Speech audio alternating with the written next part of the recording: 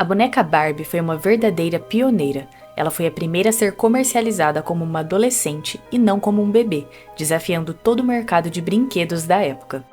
A boneca se tornou um reflexo dos desejos das meninas de explorarem carreiras, moda e relacionamentos. Ela se aventurou em uma variedade de carreiras, desde astronauta até presidente dos Estados Unidos, demonstrando que as mulheres podem alcançar qualquer objetivo que desejem. Mas nem sempre foi assim, e junto com a sua enorme popularidade, também existem várias polêmicas na história dessa boneca.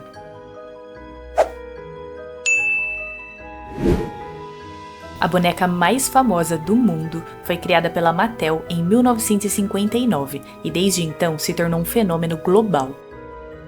Com o nome de Barbara Millicent Roberts, a boneca Barbie foi idealizada por Ruth Handler, que teve a ideia ao observar sua filha brincando com bonecas de papel enquanto as imaginava em tarefas da vida adulta. Mas essa não foi a única fonte de inspiração de Ruth. A Barbie também foi influenciada por uma outra boneca alemã, chamada Build Lily, que foi originalmente criada para o público adulto masculino. Ruth viu um grande potencial nessa boneca e a adaptou para o público infantil, e com o tempo, a fama e a influência da sua criação começaram a crescer, transformando a Barbie em um dos brinquedos mais conhecidos mundialmente. Assim que foi lançada, a Barbie não chegou nem perto de ser um sucesso. As mães não gostaram nem um pouco da ideia, e como eram elas que controlavam o dinheiro, Ruth sabia que isso seria um grande problema.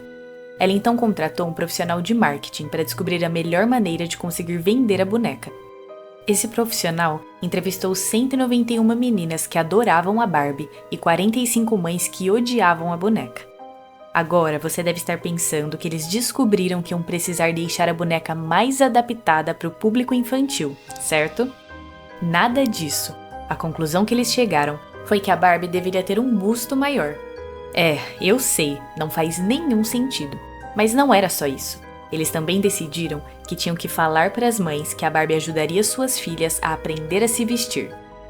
Com essa informação, já dá para entender por que eles começaram a sofrer acusações de que a boneca era muito apelativa.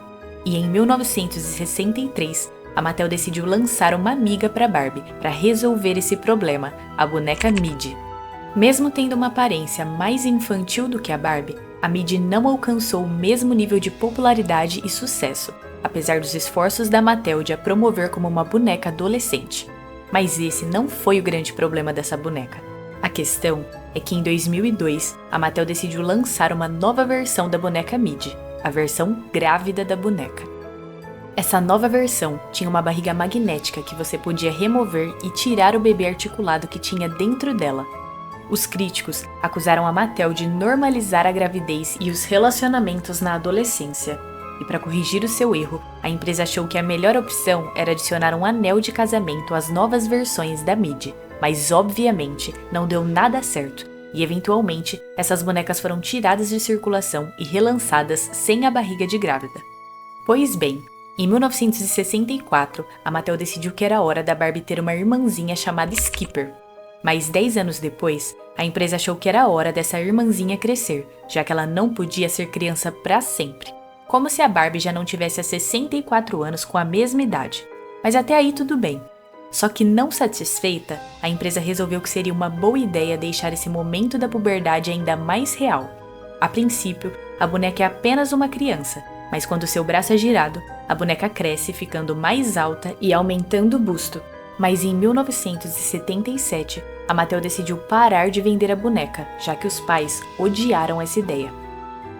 Desde seu lançamento, as bonecas Barbie sempre foram associadas com a perpetuação de vários estereótipos, com os padrões de beleza e corpo irreais e inalcançáveis, reforçando a ideia de que os papéis das mulheres giravam em torno de serem atraentes e cuidarem da casa, já que no início elas eram vendidas apenas como modelos de moda e donas de casa, e associando as mulheres à cultura do consumismo, sendo comercializadas com vários acessórios e roupas.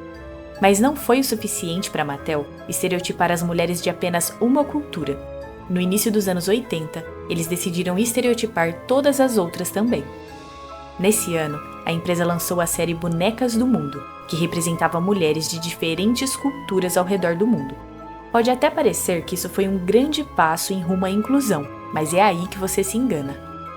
A Barbie oriental uma das primeiras a serem lançadas dentro da série, não foi atrelada a nenhum país específico como todas as outras, além de que o seu nome era um termo considerado pejorativo.